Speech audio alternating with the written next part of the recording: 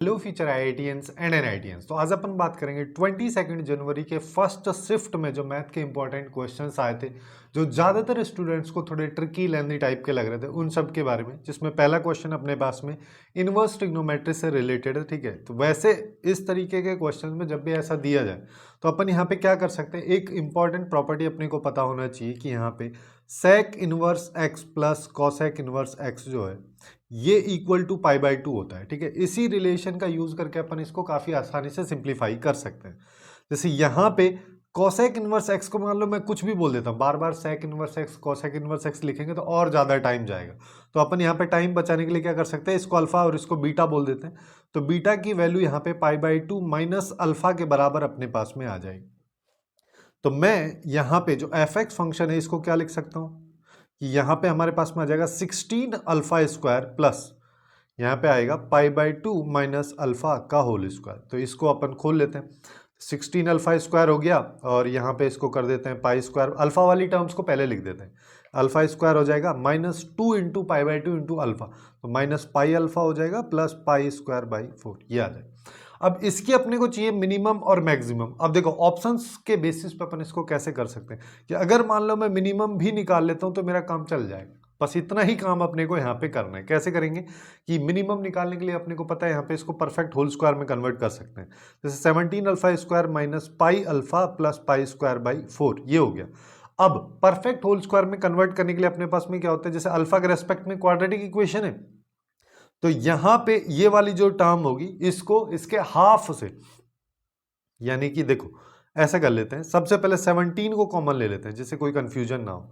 17 को कॉमन लिया तो यहाँ पे alpha square minus pi by 17 into alpha plus pi square by यहाँ पे 68 हो गया, ये अपने पास में आ जाएगा। अब मैं यहाँ पे क्या करता हूँ कि 17 और इसको नेक्स्ट पेज में करता हूँ, यहाँ पे 17 तो बाहर आ गया, यहाँ पे अल्फा माइनस ये जो पाई बाय 17 है, पाई बाय 17 का हाफ यानी कि पाई बाय 34, इसका होल स्क्वायर कर देते हैं तो ये परफेक्ट स्क्वायर बन गया। अब मैंने यहाँ पे देखें तो अपन ने यहाँ पे कौन सी टर्म ऐड की है, पाई स्क्वायर बाय 34 का होल स्क्वायर है ना। 34 का होल स्क्वायर निकालने की भी जरूरत नहीं है, ये वाली टर्म मैंने यहाँ पे ऐड की है। ऐड किया तो इसको सब्ट्रैक्ट भी करना पड़ेगा, तो यहाँ पे क्या आएगा pi square by 68 minus pi square by 34 का होल स्क्वायर, ये अपने पास में आ रहा है। अब इसको थोड़ा सिंप्लीफाई कर दो, 17 into alpha minus pi by 34 का होल स्क्वायर, और यहाँ पे 17 से इसको मल्टीप्लाई करेंगे तो पाई स्क्वायर बाई 4 ये बचेगा, और यहाँ पे आ जाएगा पाई स्क्वायर बाई 34 इंटू 2, तो ये आ जाएगा 68। इसको सिंप्लीफाई कर लो, यही देखो मिनिमम वैल्यू का मतलब क्या होगा, मिनिमम वैल्यू कब देगा ये, जब ये वाला पोर्शन जो है मिनिमम दे। ये वाले पोर्शन में मिनिमम वैल्यू क्या हो सकती है, सिंस ये परफेक्ट होल स्क्वायर है तो ये ग्रेटर देन और इक्वल टू 0 रहेगा, तो मिनिमम इस पोर्शन की वैल्यू 0 हो सकती है। तो ये वाला ही मिनिमम वैल्यू आउटपुट बचेगा अपना। तो ये क्या बचेगा, ये है पाई स्क्वायर को अगर मान लो मैं कॉमन ले लेता हूं, या फिर पाई स्क्वायर बाई 4 को ही मैं कॉमन ले लेता हूं, यहाँ पे 1 बचा, यहाँ पे 1/17 बच रहा है, तो अपने पास में पाई स्क्वायर बाई 4 इंटू 16/17, इससे गया ये 4 पाई स्क्वायर बाई 17 आ रहा है, जो कि अपने को ऑप्शन बी में दिख रहा है मिनिमम वैल्यू वाला। तो यही इसका करेक्ट आंसर हो जाएगा। पूरा करने की भी जरूरत नहीं है, इस तरीके से अपन इसको काफी इजीली सॉल्व कर सकते हैं। सेकंड क्वेश्चन ये वाला काफी स्टूडेंट को काफी ज्यादा लेंदी लगा है कि यहाँ पे एपीजीपी से रिलेटेड ये क्वेश्चन अपने को पूछ रखा है, सॉरी यहाँ पे जीपी ही दे रखा है, एपी तो रिलेटेड भी नहीं है। तो यहाँ पे ये वाली टर्म्स की वैल्यू दे रखी है, A6 पूछा है। जब भी इस तरीके के क्वेश्चन आते हैं तो अपन टर्म्स मान लेते हैं, यानी कि जैसे A1 को A बोल देता हूँ, तो और इसका कॉमन रेशियो जो है उसको R अपन बोल देते हैं। A1 हो गया A into common ratio, A fifth term की बात करोगे A R की पावर 4, ये 28 के बराबर है, जिसको अपन A स्क्वायर R की पावर 4 28, ये मैं लिख सकता हूँ।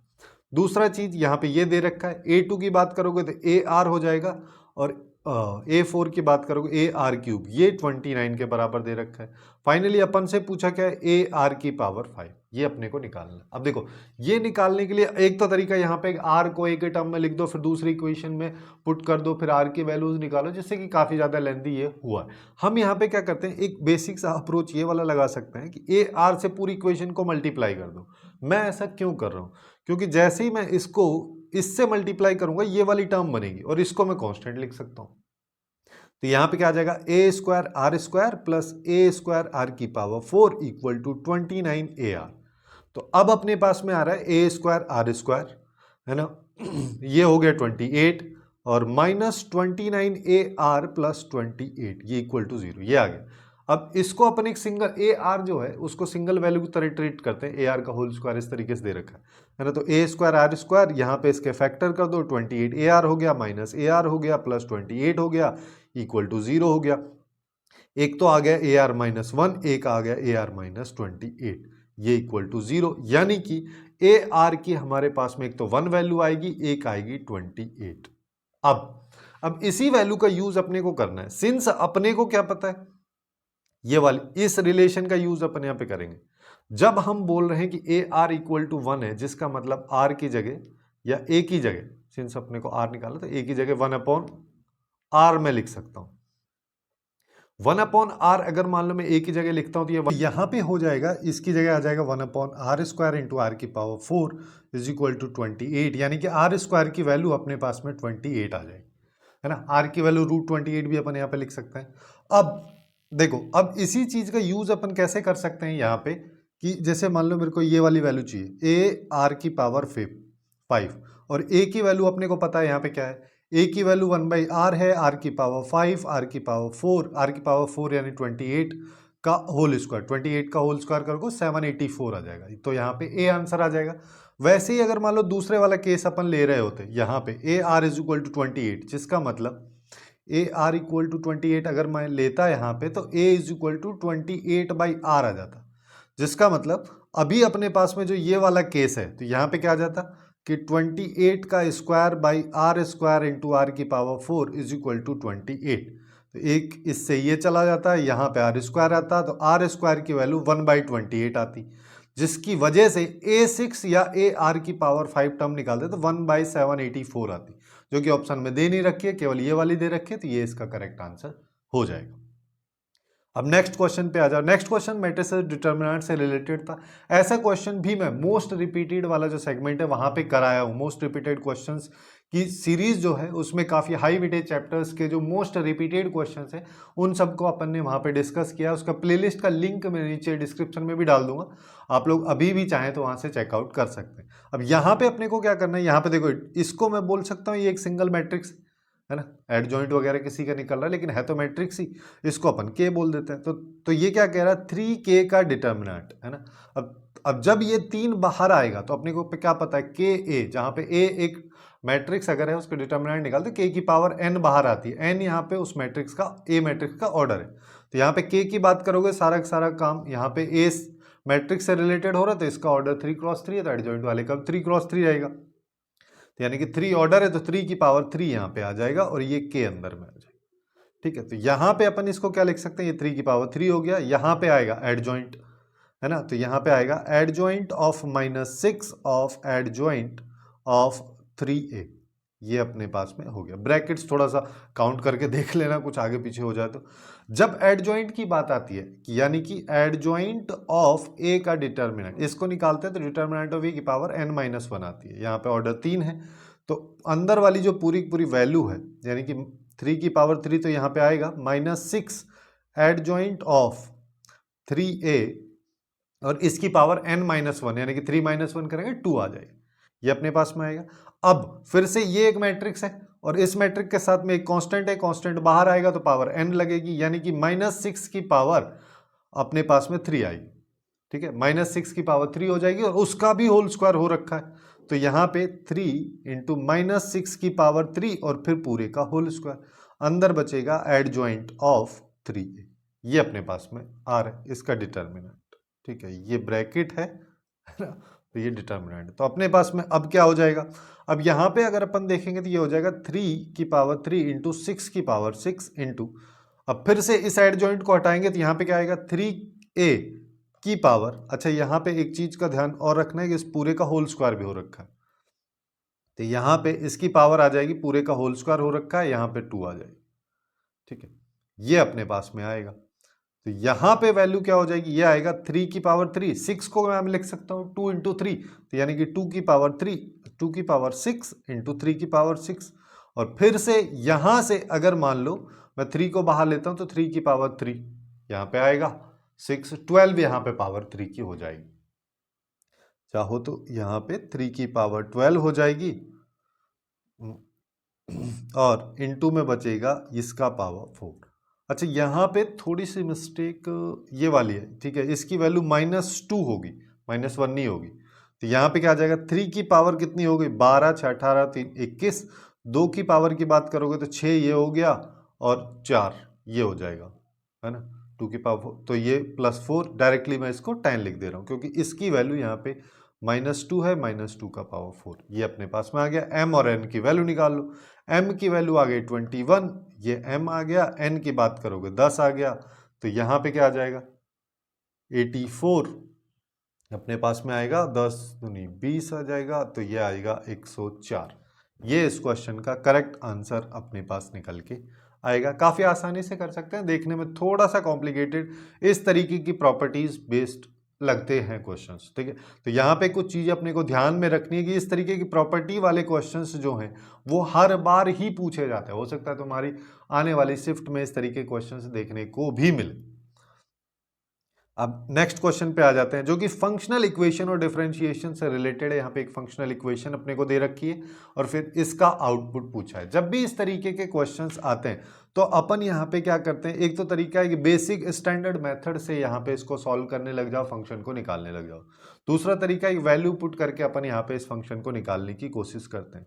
सिंस यहाँ पे मैं क्या देख पा रहा हूँ कि दो फंक्शंस हैं, एक का डिफरेंशिएशन हो रहा है, दूसरे को एज इट इज लिख रहे हैं, तो अपन यहाँ पे ऐसा बोल सकते हैं d by d x actually में क्या होगा, f x into y x, f of y, ये f of x plus y की वैल्यू हो रही होगी।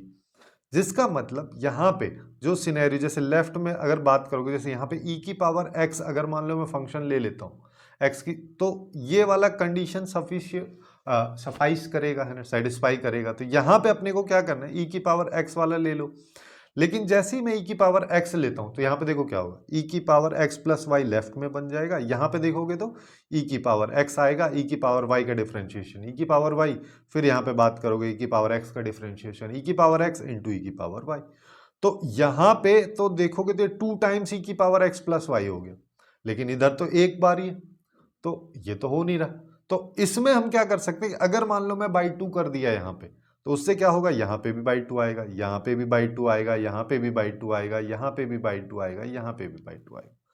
और इसके साथ साथ एडिशनली क्या आएगा, जब हम डिफरेंशिएट करेंगे तो ई की पावर का जब डिफरेंशिएशन करो तो 1/2 यहाँ पे ऐड होगा, मल्टीप्लाई होगा और ये 1/2 यहाँ पे आएगा।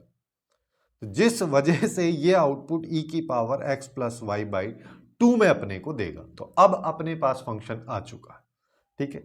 तो फंक्शन अगर मान लो मेरे पास में आ चुका है जो कि f x function is equal to e की पावर एक्स बाई 2 हो गया, तो l n of f x चाहो तो यहीं पे निकाल लो क्योंकि इसी के बारे में बात कर रही है, तो ये आ जाएगा एक्स बाई 2।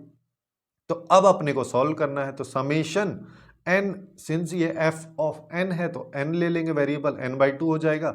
एन की वैल्यू 1 से 100 तक जा रही है, ठीक है, 1/2 को बाहर ले लो और n नेचुरल नंबर्स जहाँ पे n की वैल्यू 100 तक जा रही है, इसका सम निकाल लो, तो ये तो होता है 50-50, जिसमें हाफ कर दो 25-25 हो जाएगा। चाहो तो देख लो कि यहाँ पे क्या आ जाएगा, 100 इंटू 101 डिवाइड बाई 2, 4 25 25 25, ये इस क्वेश्चन का करेक्ट आंसर हो जाएगा। काफ़ी इजीली अपन इसको कर भी सकते हैं, देखने में थोड़ा सा अटपटा लग रहा होगा, लेकिन इस तरीके से वैल्यू पुट करके या फिर कुछ थोड़ा सा सोच के अपन यहाँ पे फंक्शन को निकाल सकते हैं। अब नेक्स्ट क्वेश्चन पे आ जाओ। नेक्स्ट क्वेश्चन बाइनोमियल से रिलेटेड था जिसमें एनसीआर वगैरह का यूज इसने कर रखा है। इस तरीके के क्वेश्चन को कैसे हम अप्रोच करें, देखो एग्जैक्ट पूरा क्वेश्चन मेरे को नहीं मिल पाया, बट कुछ पोर्शन था कि इसमें इसको सिंप्लीफाई करके फिर ही कुछ आउटपुट निकालना। हो सकता है इसकी वैल्यू ऐसा हो 1/अल्फा, कुछ ना कुछ ऐसा होगा जो आउटपुट अपना आ रहा होगा, उसको देखते हैं एक बार कि पहले क्या आ रहा है।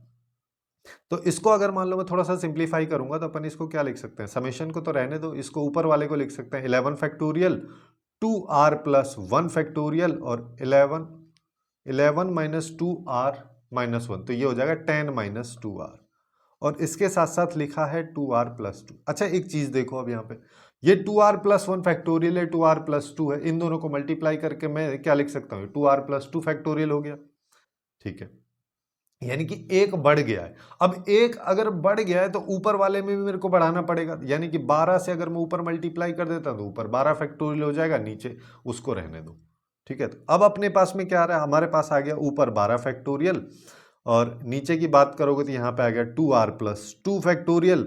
अब अगर ऐसा हो गया है तो मेरे को दूसरे वाले इस वाले पोर्शन को भी बनाना पड़ेगा, तो इसको मैं बना लेता हूँ, यानी कि 12 माइनस अगर मैं 2r प्लस 2 करता हूँ तो क्या यही बच रहा है जो इधर लिखा है? हाँ यही बच रहा है, हो गया, ये तो काम ही खत्म हो गया। तो ये 1/12 आ गया।